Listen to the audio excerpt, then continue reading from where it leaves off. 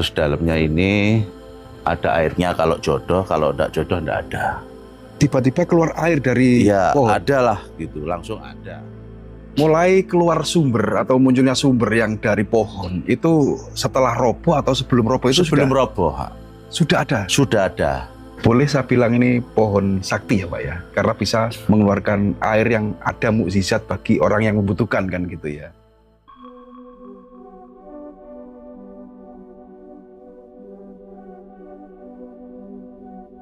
Assalamualaikum warahmatullahi wabarakatuh, pemirsa semuanya. Jadi di kesempatan hari ini saya berada di Dusun Jati Sumber, Desa Watesumpak, Kecamatan Trawulan, Kabupaten Mojokerto, Jawa Timur. Saya akan mencoba mereview lokasi yang dimana tersebut merupakan sebuah punden yang terdapat pohon sakti, di mana pohon tersebut bisa mengeluarkan air dari atasnya. Ini sangat unik sekali dan pohon tersebutlah yang jadi cikal bakal nama Dusun Jati Sumber yang ada di Trawulan ini. Sebelum ke lokasi, kita tengok sebelah kiri. Di sini ada tempat wudhu yang terbuat dari batu. Ya, ini sangat unik ya. Ada gambar telapak tangan dan tulisan Arab. Ini batu asli, bukan semen ya. Alhamdulillah hari ini kita bisa bertemu Pak. Jenengan paling apa sih, Pak? Cahyono. Aku Kuncen ya. Iya. Juru rawat dari punden apa namanya nih Pak? Dan Dusun Jati Sumber. Di Dusun Jati Sumber, Desa Watesumpak, Watesumpak, Kecamatan Trawulan. Oke, Pak, kita langsung ke lokasi aja, Pak. Pak Cahyono ya. Iya ya. Nah, di samping kiri ini kita harus melewati pintu gerbang yang ini sangat pendek sekali. Simbol dari adat istiadat atau sopan santun pada leluhur yang diturunkan sampai sekarang. Ini harus merunduk seperti ini. Pak Cahyono, Ya. di area punden ini ada beberapa pohon jati yang diselimuti kain putih ya Pak ya. Sudah lama ya jati ini Pak ya? Ya sudah lama, Mas. Dan di antara sekian banyak jati, ada salah satu pohon yang tentunya dikeramatkan. Iya ada. Namanya juga pohon jati. Pohon jati. Pak, kita bisa mendekat ke sana Pak. Kita langsung ke lokasinya, nanti kita cerita di area sekitar situ. Ini nggak apa-apa pakai alas kaki? Ya. Atau harus dilepas Pak? Kalau bisa ya untuk menghormati dilepas. Iya, kita lepas ya alas kaki ya.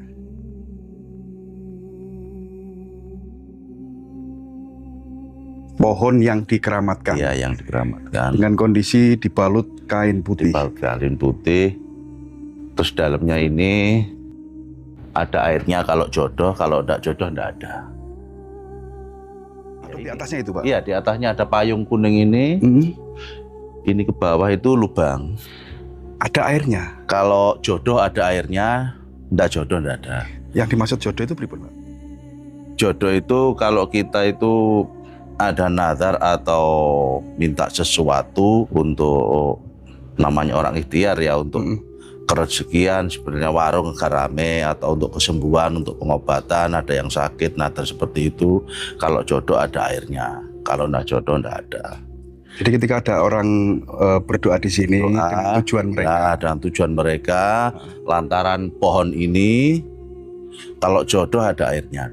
Tiba-tiba keluar air dari pohon. Ada lah gitu, langsung ada. Gitu. Terus ditandanya pakai apa Pak? Airnya itu? Pakai gawur. Oh, naik ke sana? Naik pakai tangga itu, tangga di rumah itu ada tangga. Jadi jenengan siapkan tangga untuk naik mengambil air yang ada di sana? Iya. Di atas sana? Kalau enggak jodoh, enggak ada. Sebelum kita ngobrol panjang lebar, di sana itu kan ada seperti gapura Pak? Apa? Iya, gapura. Pendopo. Itu juga termasuk wilayah punden sini? Wilayah punden sini. Fungsinya untuk apa? Kita jagongan atau membahas apa gitu, teman-teman sama lingkungan sini, biar kalau di sini nggak apa, kalau nggak mengganggu orang yang berdoa atau orang yang ritual di sini. Iya, ritual gitu. Kalau yang itu apa Pak? Itu coba kita geser agak ke sana Pak.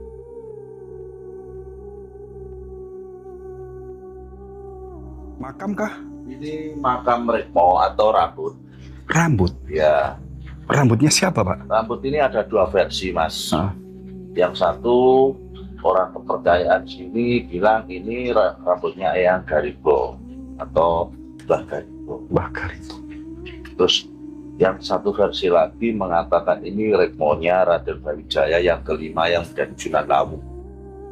Prabu Brawijaya V yang bertapa di Gunung Lawu. Lawu yang menjadi Sunan Lawu. Sunan Lawu itu rambutnya di sini. Maju Islam kan harus dikaul. Syukur ya. Ya, yang membawa ke sini itu Eyang Garing. Jadi ada dua versi. Untuk kebenaran sendiri wallahu a'lam ya. Kebenaran sendiri Allahu a'lam. Betul. Yeah. Kita juga nggak tahu. Pak, kita enaknya ngobrol di sana ya, di dalam ya.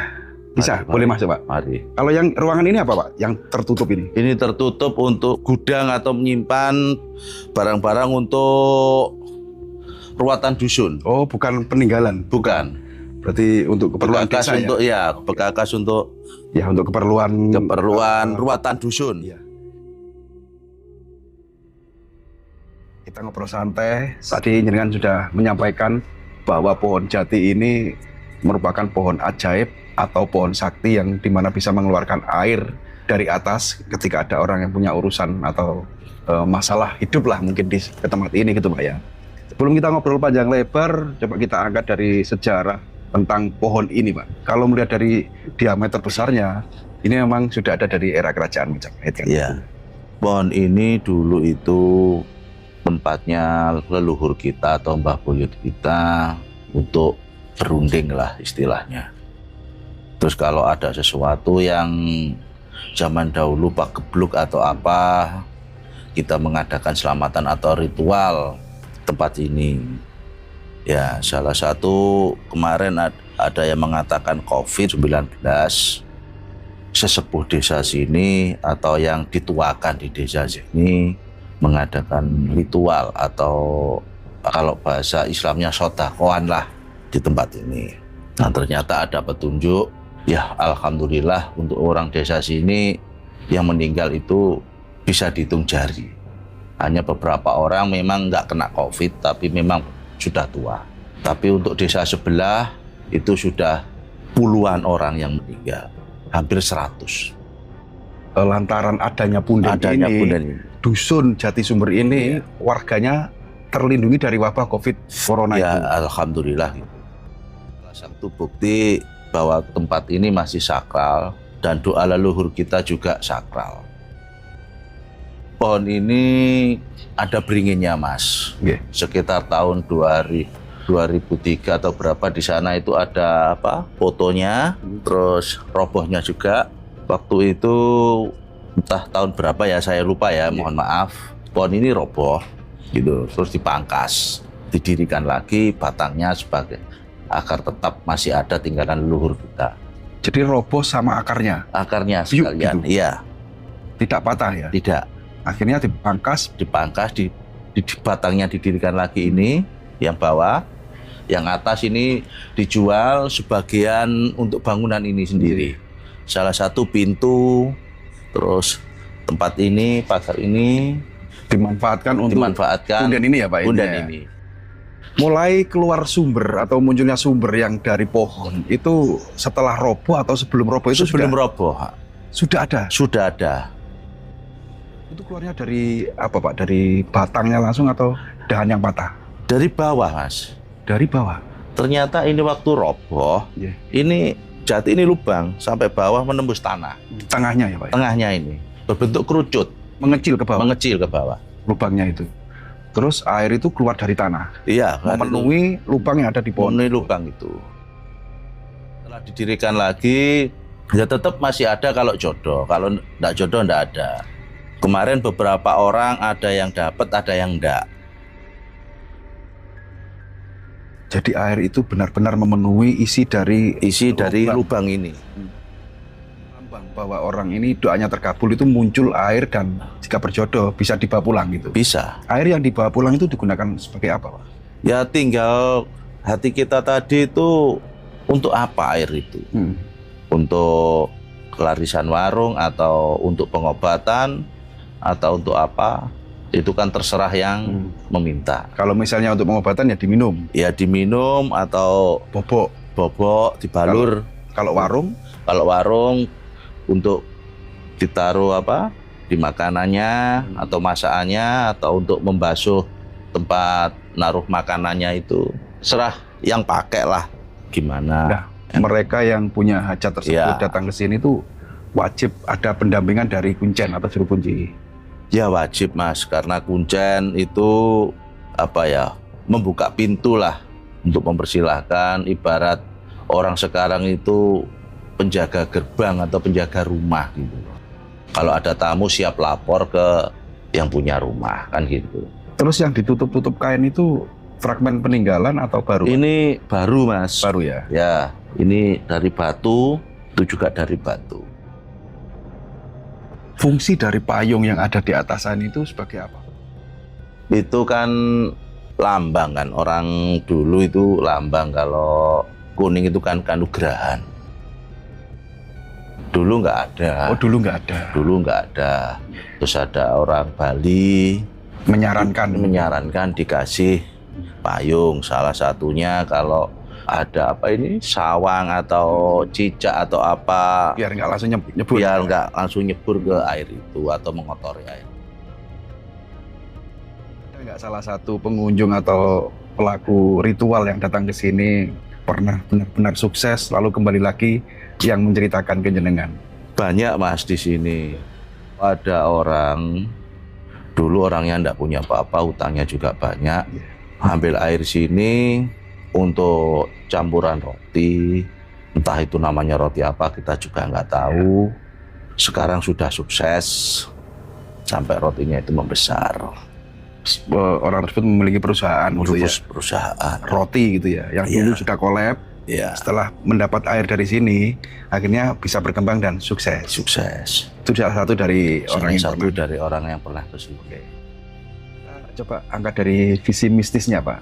Di suatu tempat yang dipundenkan, lagi tempat ini merupakan jejak peradaban atau peninggalan leluhur. Iya. Ini kan ada berbau klenik kan gitu ya. Iya. Pernahkah warga sini atau mungkinkah panjenengan sendiri mengalami atau melihat suatu penampakan atau sosok apa yang ada di area sekitar sini? Kalau penampakan orang sini itu banyak yang melihat dulu. Pak D saya yang almarhum itu menyepelekan sini ada apa.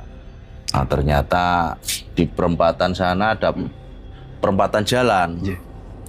Katanya itu dicegat sama harimau besar. Harimau? Ya besar. Terus? Setelah itu Pak D saya ya mohon maaf, dia kan juga Islamnya kental haji gitu. Setelah itu dia apa ya bilang-bilang sama warga, akhirnya sama kuncen yang dulu itu disuruh minta maaf Ke sini? ke sini. Terus yang kedua, dulu ada rumah Pak Carik Lawas, dulu juga menyepelekan sini. Dia didatangi ular besar sampai ditendang keluar rumah. Ditendang Pak? Ya, Sama ularnya? sama ularnya, itu nyata. Kata Mbak Buyut dulu. Orang-orang warga sini kalau yang umurnya sekitar 80 atau lebih pasti tahu. Kesimpulannya bahwa punden ini memang ada dua sosok makhluk astral yang menyerupai atau berwujud harimau dan ular gitu ya. Ya. Dulu sempat juga mau dipotong untuk pembangunan masjid. Yang mananya Pak? Yang pohon ini Sebelum roboh? sebelum roboh. Terus? Nah ternyata orang itu mendatangkan Mbah Yai Kusen yang berangkal sebelah kali itu almarhum. Mbah Yai Kusen lihat sini juga nggak berani. Katanya sebelum ada masjid juga sudah ada pepunden. Jadi nggak jadi dipotong? Nggak jadi dipotong.